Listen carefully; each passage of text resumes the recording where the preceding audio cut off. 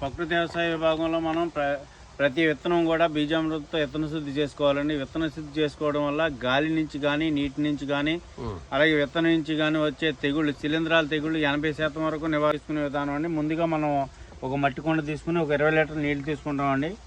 దానిలో ఒక 5 లీటర్ల ఆవు మూత్రం పోస్తాము, దేశీ ఆవు మూత్రము. అలాగే ఒక 2 కేజీల పేడ కూడా దేశీ ఆవు పేడని మెష్ లో గానీ గోనె సంచిలో గానీ మూట కట్టి వేలాడి తీసుకుంటాం అండి.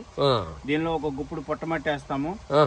12 గంటల తర్వాత ఒక 150 గ్రాములు గుల్లసున్నం కలుపుకుని, గుల్లసున్నం ఎందుకు కలుపుతామంటే దీనిలో ఆమ్లత్వం ఉంటుందండి. ఆవు మూత్రంలో ఆమ్లత్వం తగ్గించడం కోసం గుల్లసున్నం కలుపుతాము. ఈ గుల్లసున్నం కలపకపోతే కనుక విత్తనం అనేది మొలక శాతం తగ్గుతుంది. ఈ ఆమ్లత్వం తగ్గించడం వల్ల మనకి ఈ గుల్లసున్నం వేయడం వల్ల ఆమ్లత్వం తగ్గి విత్తనం అనేది మొలక శాతం అనేది బాగా రావడం జరుగుతుందండి.